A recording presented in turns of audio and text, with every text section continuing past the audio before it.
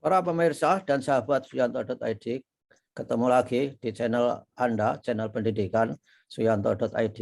Ini merupakan sebuah channel yang sengaja dibangun dengan susah payah untuk berbagi pengetahuan, berbagi ilmu, dan untuk rame-rame belajar sepanjang hayat. Nah, kita kali ini ada di episode 2 untuk berbicara yang terkait dengan Badan Akreditasi SM yang tentu saja ini akan sangat dibutuhkan oleh para guru, kepala sekolah, dan juga mungkin para asesor. Nah, kali ini kita akan membicarakan bagaimana perubahan atau ada paradigma baru mengenai sistem akreditasi kita di sekolah dan madrasah. Tapi jangan lupa klik subscribe supaya Anda selalu juga ikut mendukung upaya kami untuk membuat channel pendidikan yang berdaya, sehingga oleh YouTube ketika Anda subscribe akan ditaruh di indeks yang paling tinggi sehingga bisa dilihat oleh banyak orang. Nah, kita sapa dulu narasumber kita, yaitu Bapak Tony Toharudin MSc. Beliau adalah Ketua BAN SM Republik Indonesia dan juga dosen dari Fakultas MIPA Universitas Padjadjaran di Bandung. Assalamualaikum warahmatullahi wabarakatuh, Pak Tony. Waalaikumsalam warahmatullahi wabarakatuh, Prof. Ya, apa kabar Pak Tony? Alhamdulillah, Prof. Baik. Luar biasa, Pak Tony dari Solo menyempatkan untuk bincang-bincang di sini. Mudah-mudahan banyak orang yang bisa mengambil manfaat dari perbincangan kita. Nah, ini Pak Tony, saya banyak ditanya teman-teman bahwa sekarang akreditasi ini memiliki paradigma baru, model baru, prosedur baru, dan borang baru. Bertanya mereka to the point, borang baru. Dan itu ada yang perlu dijelaskan. Gimana Pak Tony yang harus dilakukan oleh unit-unit satuan pendidikan untuk menghadapi paradigma baru dari akreditasi kita itu, Pak Tony?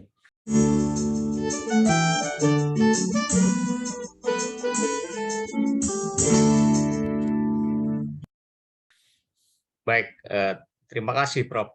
Memang kami sejak dilantik Pak Muhadzir tahun 2018 itu berkomitmen untuk mereform sistem akreditasi kita, termasuk instrumen akreditasinya. Jadi kalau yang dulu mungkin lebih fokus pada compliance base, tetapi yang sekarang yang terbaru itu performance base. Ya, jadi itu perubahan yang terjadi. Walaupun yang baru sekarang compliance base-nya masih ada, tetapi persentasenya tidak terlalu besar. Ya. Hanya 15% dan performanya 85%. Kemudian berikutnya adalah sebetulnya kita tidak pernah keluar dari regulasi yang ada, bahwa kita tetap mengacu pada 8 standar nasional pendidikan. Walaupun dalam implementasinya, ya untuk khusus visitasi kita hanya concern pada 4 komponen. Nah itu yang ditanya-tanyakan, Pak Tony. Jadi kalau SNP-nya masih tetap 8. Karena regulasinya memang seperti itu. Tetapi dalam prakteknya, compliance base ini cukup kita mengambil dari Dapodik, seperti standar Sarpras, seperti standar guru, ya standar penilaian, kemudian standar isi. Itu kita hanya mengambil data-data yang sudah ada, yang sudah terintegrasi dengan kementerian. Jadi Pak Tony, tetapi hal lain, yang performance itu diukur dalam 4 komponen. SKL, kualitas lulusan, proses pembelajaran standar proses, kualitas guru yang menyangkut performance, kemudian manajemen sekolah, pengelolaan. Jadi maaf, saya menyela. Artinya ketika compliance-nya itu dilihat dari Dapodik, itu artinya sekolah itu harus rajin membuat manajemen administrasi yang baik, upload data secara reguler, kemudian diupdate, begitu kan Pak Tony? Betul. Jadi kami bagi 2 sebetulnya penilaian itu. Yang pertama adalah indikator pemenuhan relatif, itu yang compliance. Kemudian yang kedua adalah indikator pemenuhan performance. Oke. Ya, jadi itu ada dua. Jadi yang IPR ini khususnya sekolah madrasah memang harus mengupdate data Dapodik ataupun EMIS itu secara kontinu dan tidak boleh bohong, karena nanti pada saat asesor ke lapangan atau visit ke sekolah itu akan dicek kembali tentang indikator pemenuhan relatif itu. Bahkan bisa mungkin pada saat visit bisa udah ada peningkatan di IPR itu, karena update dari Dapodik itu secara kontinu dilakukan setiap kalau tidak salah setiap 6 bulan ya. Sehingga kalau dalam perjalanan ada proses peningkatan itu bisa tercek oleh asesor. Dan kami saling mengontrol jadinya data BAN dengan data Dapodik. Jadi kalau data BAN sudah terupdate pada saat asesor ke lapangan, kemudian di Dapodiknya belum, maka kami juga akan memberikan report pada Dapodik bahwa ada beberapa item yang sudah update di sekolah madrasah itu. Oh, wah luar biasa itu, artinya saling bisa memberi feedback loop masing-masing sistem itu Pak Tony. Nah kemudian ini Pak Tony, ketika mereka mengupdate data itu, yang dilihat proses dilihat nggak Pak Tony? Artinya ketika dia regular mengupdate data itu mestinya kan merupakan bentuk implementasi manajemen sekolah yang baik, atau yang penting dilihat paling akhir, hasil paling akhir, gimana? Itu jadi pertimbangan enggak? Kalau yang compliant memang dilihat dari yang terakhir mereka input data ke Dapodik. Kalau prosesnya memang tidak kami lihat seperti apa, tetapi regularly memang mereka selalu update ke Dapodik ataupun EMIS.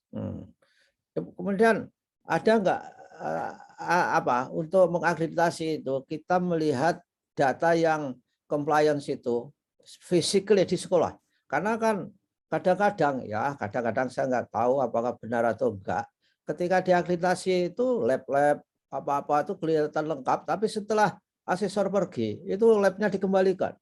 Ada nggak hal yang begitu ditemui Pak Tony? Banyak Prof, temuan-temuan yang menunjukkan hal seperti itu. Nah sehingga tadi saya katakan Dapodik akan terkoreksi oleh kita. Ya, ketika bicara katakanlah standar Sarpras tentang keadaan jamban misalkan, itu kan standarnya sudah ditentukan oleh BSNP terdahulu. Maka kita cek, kemudian kalau tidak sesuai dengan isian Dapodik, maka di IPR kami itu sesuai dengan faktanya. Oh begitu ya.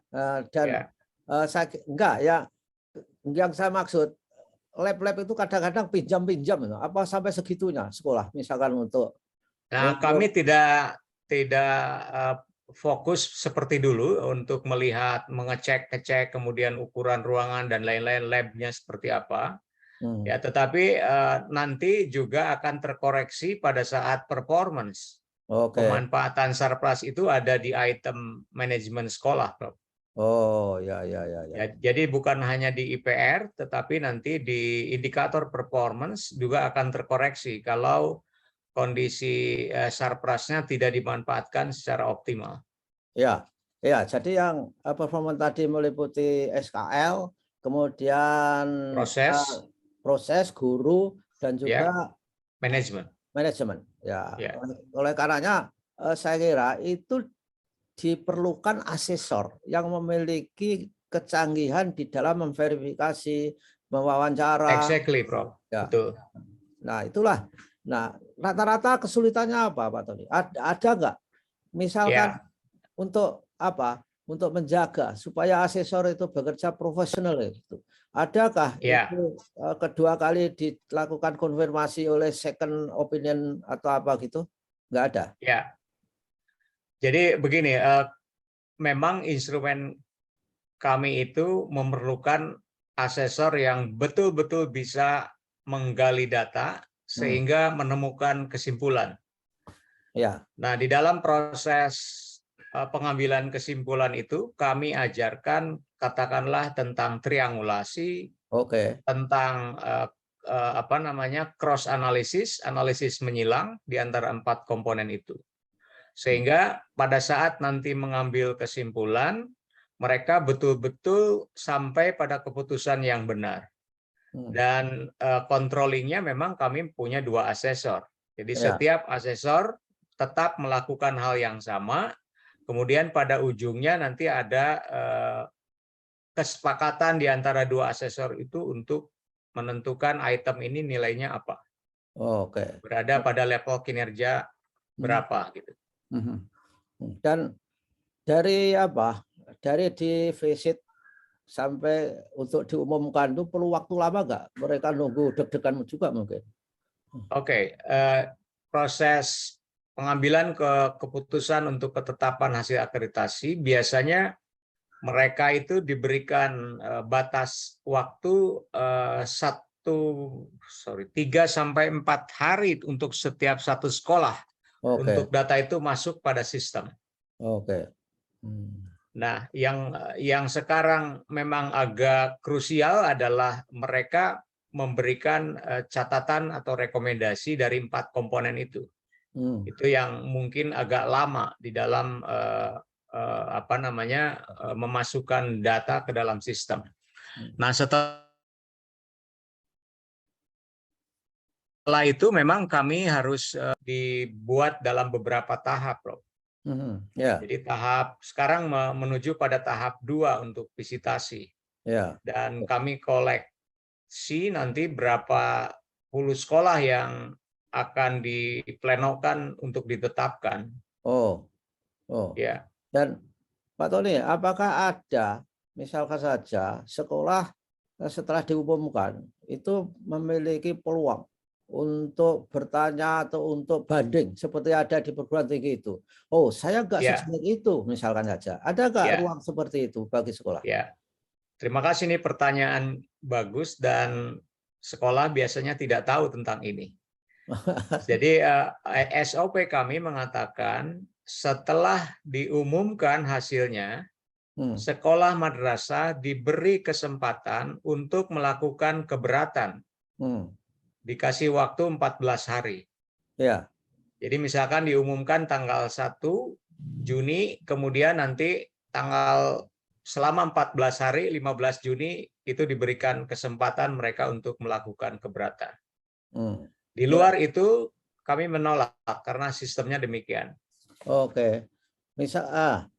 Dan itu Pak Tony, jangan-jangan sekolah itu tahu tapi belum punya culture untuk banding barangkali ya. Ini gimana cara mensosialisasikan? Mudah-mudahan dengan Pak Tony mengatakan ini juga termasuk bagian dari sosialisasi yang penting supaya sekolah itu menggunakan haknya. Jadi jangan menerima saja ketika memang mereka merasa bahwa penilaiannya itu kurang fair ataupun tidak sesuai dengan performa yang dimiliki oleh sekolah. Gimana Pak Tony? Ada nggak bagian khusus bahwa kepala sekolah itu diberdayakan dalam hal itu? Ya, sebetulnya kami sudah memberikan instruksi pada seluruh provinsi di dalam sosialisasi itu harus menyampaikan hal tersebut. Dan terus terang kami sekarang tahun ini sedang merancang complaint handling yang terorganisir secara sistem. Ya, jadi nanti sekolah tidak usah repot-repot menyurati dan lain-lain, tinggal masuk kepada sistemnya, kemudian komplain di situ dan nanti akan ditangani oleh kita, oleh pusat, dan kemungkinan juga akan didiskusikan dengan bahan provinsi karena menyangkut kondisi sekolahnya seperti apa. Oke. Nah, pertanyaan terakhir Pak Tony. Untuk saat ini, akreditasi ini targetnya sekolah yang mana? Ataukah sekolah yang dulu misalkan C, misalnya apa saya nggak tahu kriterianya sekarang, utama apa gitu, yang ingin diakreditasi supaya naik kelas, ataukah kepada sekolah yang sama sekali belum terakreditasi? Gimana Pak Tony? Ya, ini juga pertanyaan yang ditunggu-tunggu oleh sekolah, Prof. Jadi begini, sistem akreditasi baru kita setelah sekolah madrasah masuk kepada sistem, ya namanya dashboard monitoring system, kemudian nanti luaran dashboard itu mengatakan, satu, bahwa sekolah madrasah kualitasnya itu status quo. Oke. Kemudian yang kedua, output atau luaran dari dashboard itu mengatakan bahwa sekolah madrasah itu indikasi turun kinerjanya. Ada indikasi penurunan kinerja. Oke. Nah, yang pertama tadi akan diperpanjang secara otomatis sertifikatnya. Kalau status quo kualitasnya. Oke. Kemudian kalau turun kinerjanya, itulah yang menjadi target visitasi kita. Nah, sehingga sistem baru ini sangat efektif dan sangat efisien dibandingkan dengan yang lalu. Ya. Prof bisa tahu dulu mungkin kalau target kita sekolah madrasah itu habis sertifikatnya 50.000, itu harus divisit 50.000 itu. Ya. Kalau sekarang tidak. Kalau sekarang itu dimasuk ke dalam sistem, dilihat apakah status quo kualitasnya. Kalau status quo ya perpanjang saja secara otomatis. Oke. Dan yang berikutnya, sekolah madrasah juga diberi kesempatan kalau merasa diri kualitasnya naik, itu bisa mengajukan reakreditasi. Oke. Itu jadi ada 3. Oke. Oh, saya penasaran juga ini. Dari yang menjadi prioritas itu, yang menurun, itu harus diakreditasi. Dibandingkan dengan yang belum pernah, itu lebih genting dan penting mana untuk diakreditasi? Belum pernah, itu sudah menjadi prioritas utama kalau belum pernah. Oke, tapi untuk IBAN SM sekarang sudah hampir semua sekolah sudah diakreditasi. Oke. Kecuali yang baru-baru mengajukan ini ya, izin baru. Oke. Ya, baiklah Pak Tony, terima kasih. Ini merupakan informasi yang bagus untuk sekolah kita. Mudah-mudahan para kepala sekolah bisa memanfaatkan dan tentu saja bisa mengambil sikap terhadap sekolahnya masing-masing, mau reakreditasi atau sudah puas dengan status quo. Kalau mau reakreditasi, mau naik kelas, saya kira memang para kepala sekolah ayo selalu melakukan itu supaya kualitas pendidikan kita itu semakin baik. Terima kasih sekali lagi Pak Tony. Dan sama-sama Prof. Sehat selalu. Ya, mudah-mudahan sehat selalu. Wassalamualaikum warahmatullahi wabarakatuh. Waalaikumsalam warahmatullahi wabarakatuh.